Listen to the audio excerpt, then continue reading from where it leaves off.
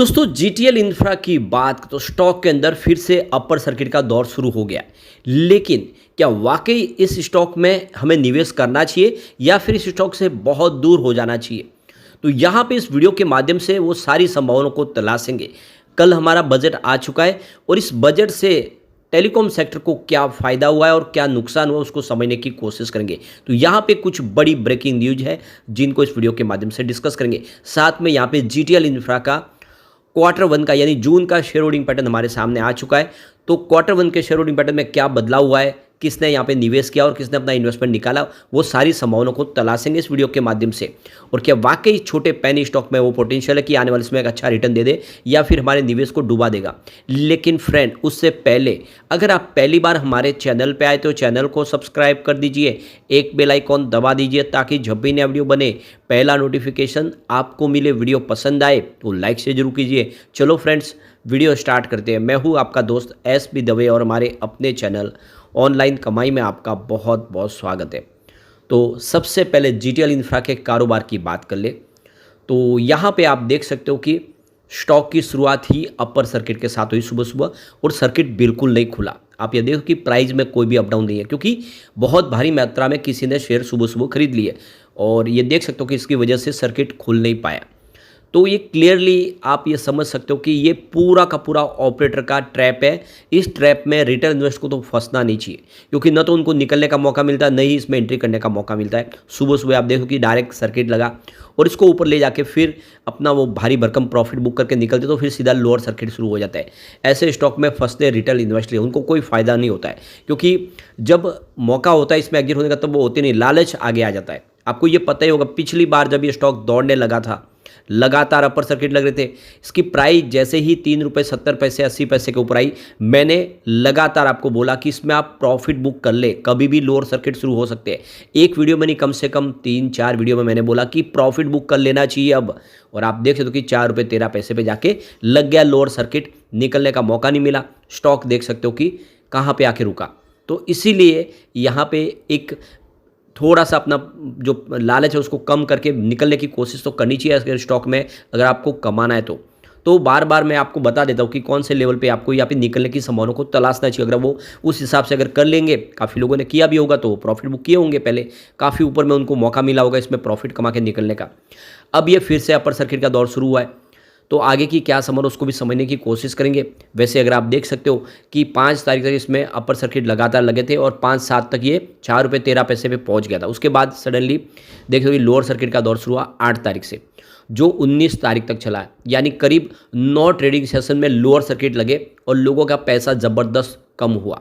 यानी जो स्टॉक 4 रुपये 13 के आसपास ट्रेड करता था वो देख सकते हो कि सीधा का सीधा 2.5 रुपये के आसपास आ गया। बहुत भारी नुकसान हुआ और मैंने आपको कहा भी था कि अब ये 2 रुपये 70 पैसे 80 पैसे से लेके 2.5 रुपये के आसपास ही खुलेगा सर्किट और बिल्कुल वैसे ही वो सर्किट खुल गया क्योंकि जो जिसको प्रॉफिट कमाना वो कमा के निकल चुके हैं। अब ये फिर अपर सर्किट का दौर शुरू हुआ, इसको थोड़ा ऊपर तक जाएगा। इस बार जो है रिस्क बहुत ज़्यादा है क्योंकि सबसे जो बड़ी बात है कि ऐसे जो पेनी स्टॉक है वो कभी भी धोखा दे सकते हैं और इसीलिए इसमें कोई अगर बड़ा इन्वेस्टर अभी अपना जो होल्डिंग नहीं बेच पाया हो तो एक बार थोड़े से अपर सर्किट लगा सकता है और फिर अचानक वो बेचने आएगा फिर लोअर सर्किट भी लग सकते हैं। तो ये ना सोचे कि फिर से इस बार 4 रुपये तक ही चला जाएगा अपर सर्किट में, ऐसा भी नहीं है। कभी भी लोअर सर्किट भी लगते हैं ऐसे स्टॉक में और इसीलिए इसमें आपको संभलने की रहने की बहुत ज़रूरत है। अब यहाँ पर सबसे जो बड़ी बात है, सरकार ने बजट 2024 का ऐलान कर दिया है और इस बार इस टेलीकॉम सेक्टर को 1.28 लाख करोड़ की सौगात मिली है बजट के दौरान, जिसमें भारी भरकम जो निवेश है वो बीएसएनएल में होने वाला है। बीएसएनएल का पूरी तरह से यहाँ पे अब शक्ल और सूरत बदलने वाली है और जो 3 बड़े प्लेयर हैं उनको टक्कर देने को बीएसएनएल अब तैयार हो चुका है। तो देख सकते हो कि सरकार की तरफ से बड़ा ऐलान किया गया है, इसमें ज़्यादा करके जो हिस्सा है वो बीएसएनएल को ही जाएगा। तो देख सकते हो कि कुल प्रस्तावित आवंटन में से 1 लाख करोड़ रुपये से अधिक बीएसएनएल और एमटीएनएल से संबंधित खर्चों के लिए है, जिसमें बीएसएनएल में टेक्नोलॉजी अपग्रेडेशन और पुनर्गठन के लिए करीब 82,916 करोड़ रुपये का निवेश किया जाएगा। बीएसएनएल की सूरत बदलने के लिए इस दिशा में प्रयास किया जा रहा है। बजट में देख सकते हो कि कुल शुद्ध आवंटन का 1,28,915 करोड़ रुपये है, उसमें से 1,11,915 करोड़ रुपये और 17,000 करोड़ रुपये है।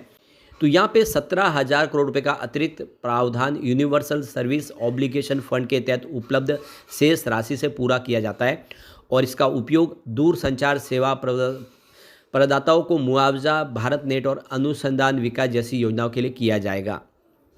तो यहाँ पे पीएलआई के तहत 1806.34 करोड़ रुपये का प्रावधान भी रखा गया है। तो इसमें देख सकते हो कि निवेश को प्रोत्साहन देने के लिए करीब 34.46 करोड़ रुपये, चैंपियन सेवा समिति के योजना के लिए 70,000 करोड़ और पीएलआई योजना के लिए 1806 करोड़ रुपये का प्रावधान रखा गया। आवंटन के अलावा सरकार ने घरेलू दूरसंचार उपकरण विनिर्माण को बढ़ावा देने के लिए बजट में मदरबोर्ड, जिसमें प्रिंटेड सर्किट बोर्ड पर आयात शुल्क में भी 5% की वृद्धि करने का प्रस्ताव किया है।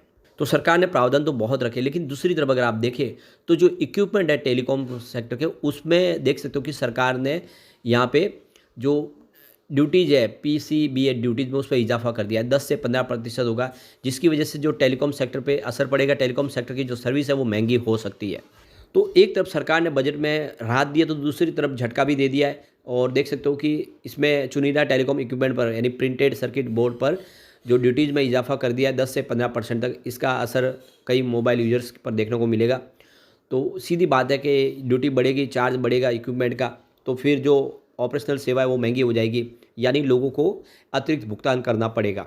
और ऐसे में जो 5G रोल आउट की जो रफ्तार है वो कमी होने की संभावना बन जाएगी, वो धीमी हो जाएगी। दूसरी तरफ देखें तो COAI की तरफ से मांग की गई थी कि ड्यूटी को घटाकर 0 कर दिया जाए, लेकिन ऐसा हुआ नहीं, इसको ड्यूटी को और बढ़ा दिया गया है। तो ये समझ सकते हो इससे जो 5G सर्विस तुरंत आने वाली है उसमें समय लगेगा। और दूसरी तरफ देखें तो महंगा हो जाएगा चार्ज। ऑलरेडी देखें तो इस बार सभी तीन ही प्लेयर ने मिलकर भाव बढ़ा दिए थे, अब इसके और बढ़ने की संभावना भी बन गई। ये थोड़ा सा इस सेक्टर के लिए एक तरह सेटबैक साबित हो सकता है। अब यहाँ पे जून का शेयर होल्डिंग पैटर्न हमारे सामने आ चुका है। यहाँ पे देखिए जून में जो प्रमोटर की होल्डिंग है वो अनचेंज ही है, 3.28% के आसपास है। क्लियरली देख सकते हो कि यहाँ पे प्रमोटर की होल्डिंग बिल्कुल नई के बराबर है, और ऊपर से जो शेयर है 3% की होल्डिंग वो भी 100% गिरवी रखे हुए है। ये बहुत ही बड़ा रिस्क है इसके लिए। इसके अलावा FII ने अपनी होल्डिंग यहाँ पे इंक्रीज जरूर की है। देख सकते हो कि 0.12% की होल्डिंग थी जो बढ़ा के 0.17% कर लिया है, यानी इसमें थोड़ा सा FI की तरफ से निवेश बढ़ा है। लेकिन दूसरी तरफ FI की संख्या कम हो चुकी है, पहले 26 से जो घट के 25 हो चुके, यानी FI यहाँ पे कम हो रहे। म्यूचुअल फंड ने अपनी होल्डिंग अनचेंज रखी है, और वो देख सकते हो कि बिल्कुल नई के बराबर, यहाँ पे म्यूचुअल फंड का कोई निवेश नहीं है। इसके अलावा इंस्टीट्यूशनल इन्वेस्टर जो होल्डर है, जो FI के बाद जो बड़े DI है इंडिया के, जो उन्होंने अपनी होल्डिंग कम कर लिया। देखो कि 43.37% होल्डिंग थी, जिसको घटा के 42.35% कर लिया है, यानी जो बड़े फंड हाउस है वो भी यहाँ पे एग्जिट हो रहे। ये एक तरह से इसके लिए बड़ा रिस्क है। अब यहाँ पे देख सकते हो कि जो बैंक है वो 38.85% की होल्डिंग तो बैंकों की है, और ये बैंक तो मजबूरी में फंसे हुए क्योंकि इन्होंने इसको कर्ज दिया हुआ, कर्ज चुका नहीं पा रहे, उसकी वजह से इक्विटी लेके रखी हुई है।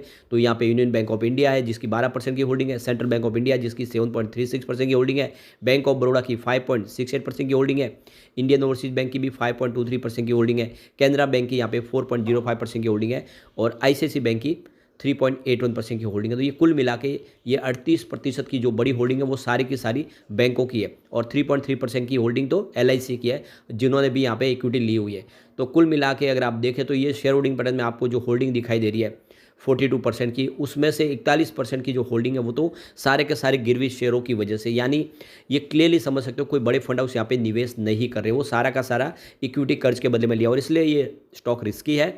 और इसमें आप सोच समझ के ही निवेश करें, और उतना ही करें कि डूब जाए तो आपको गम ना हो। लेकिन फ्रेंड, कोई भी इन्वेस्टमेंट करने से पहले अपने फाइनेंशियल एडवाइजर्स बड़े ले ले, या अपना खुद का रिसर्च करें, क्योंकि मैंने वीडियो आपके एजुकेशनल पर्पज़ के लिए ही बनाया। वीडियो पसंद आए तो लाइक शेयर जरूर कीजिए और चैनल को सब्सक्राइब कर दीजिए। Thank you friends.